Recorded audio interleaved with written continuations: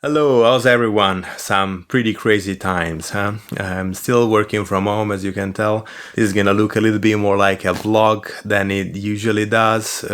Sorry about that, I hope you don't mind, but I really want to keep this YouTube thing going because I'm having so much fun making these videos for you, and I feel it's important during these times. This video brings some pretty good news though, because I finally finished working on Magnetica, and during this video we're gonna play it a little bit, see how it sounds. Please comment below anything that you'd like to change in future versions and things like that, and stick with me until the end of the video because I will tell you how you can get your free copy. Thanks, I really hope you enjoy it. Alright, let's hear how this thing sounds. So here's the interface. You're probably already familiar with it if you've been following the development of the library here on YouTube or on my other social media, but let's hear how it sounds.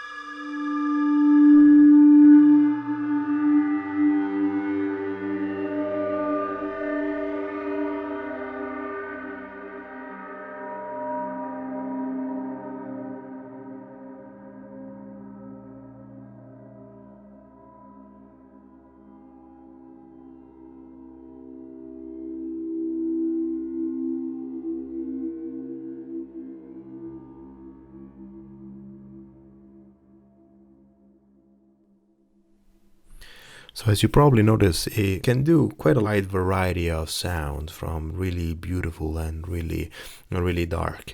These were basically the default settings. You'll notice here that there is a texture button, which adds a little sparkle to the top end. It triggers another set of samples, which is basically a mix of a kalimba and a handpan drum, which I ran through my modular synth, creating some crystals with some granular synthesis and some reverbs, and here's how it sounds.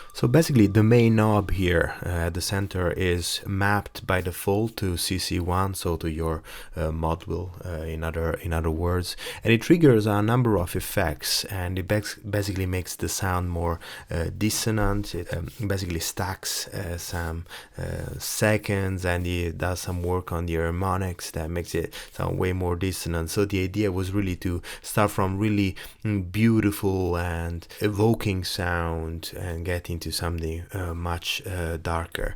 Another option that you have here is the tape saturation. Let's try it without the texture button first.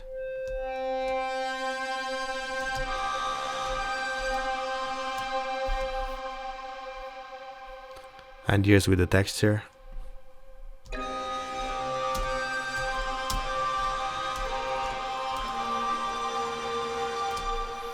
Basically adds warmth and all that beautiful stuff that classic tape saturation sound does.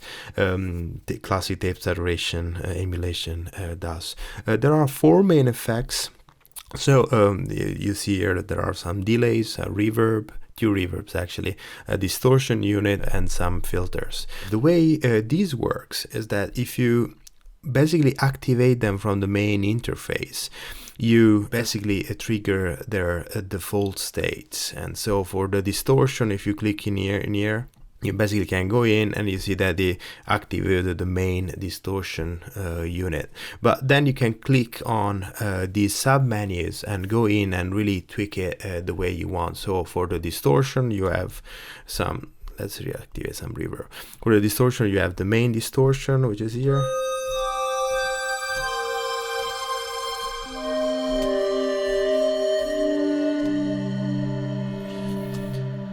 You can make it mono. The way it makes it mono is that it basically sums the guitar, that is the main sound source of this sample set. It was recorded in stereo with 2 amplifiers, and this basically sums the 2 signals to mono before entering the Stonebox distortion. So the signal is still stereo because it's processed through reverb and delays, that kind of stuff, but making it mono, it gives a much more focused sound.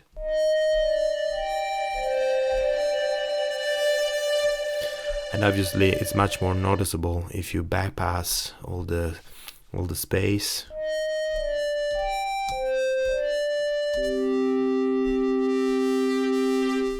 Versus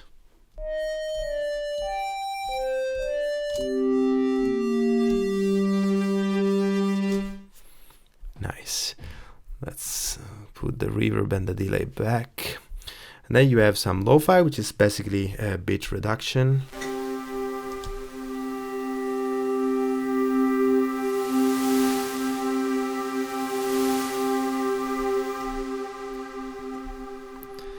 And then a classic guitar overdrive pedal kind of thing.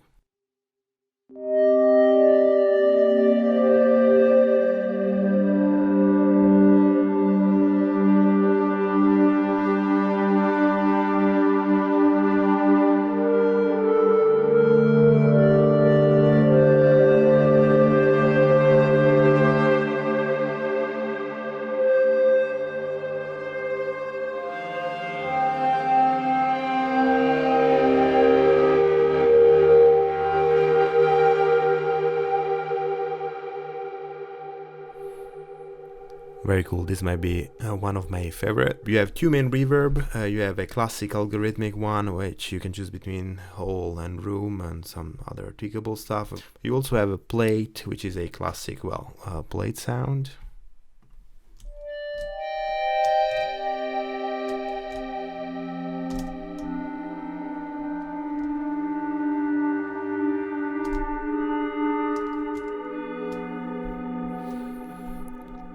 Especially like this one with the texture engaged.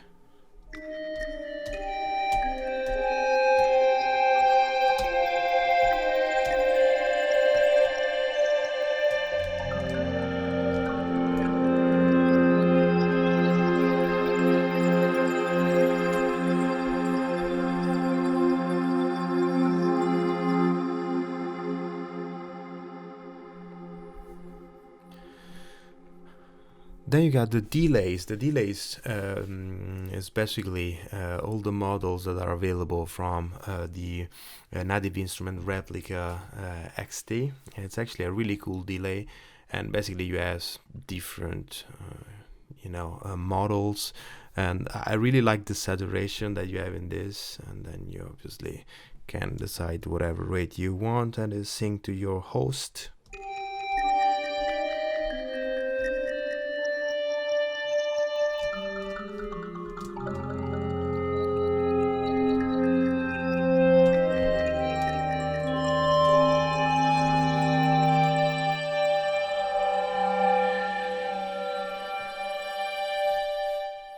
I really like how the mod wheel processing really turns a beautiful sound into something that is telling you something is not quite right.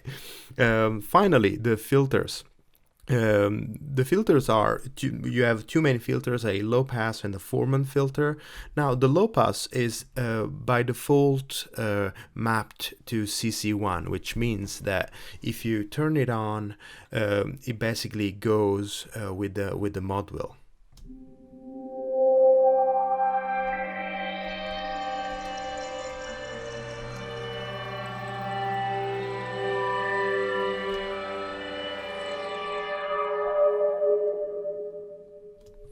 Together with the rest of the processing, you can obviously have it without any resonance at all.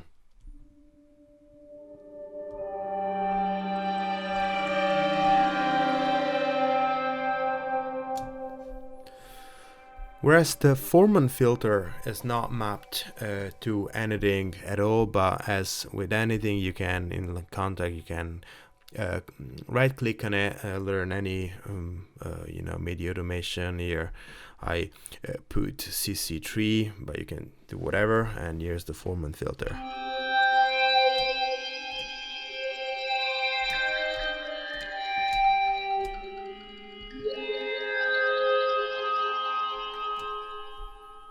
And you can get some pretty interesting tone out of that as well. And that's it. I really hope you like it. Alright, that was it. I really hope you liked how it sounds. I'm pretty happy of how it turned out. I think it's a really creative tool, and please let me know in the comments if you like to do anything in a different way. As I explained before, Magnetica will be the base, the engine that I built for Magnetica will be the base for my future libraries, so I'm really interested to have any feedback that you may have. For Magnetica, you will need a full version of Kontakt. You'll need to have at least 6.2.1. To get your free copy, all you have to do is to go on my website. I'll link it below. Go to the newsletter, fill out the form, and in return, you'll get right away a link to download your free copy. Please subscribe if you haven't done that. A lot of great content coming, and most importantly, I am really planning to make this into a habit of creating some free samples, virtual instruments, and things like that. So please stay in touch, because there will be a lot of free stuff coming your way that you can use for your own creations. And if you create anything with Magnetica, please share with me. I'd really love to hear your creations, and I hope you make some beautiful music with it.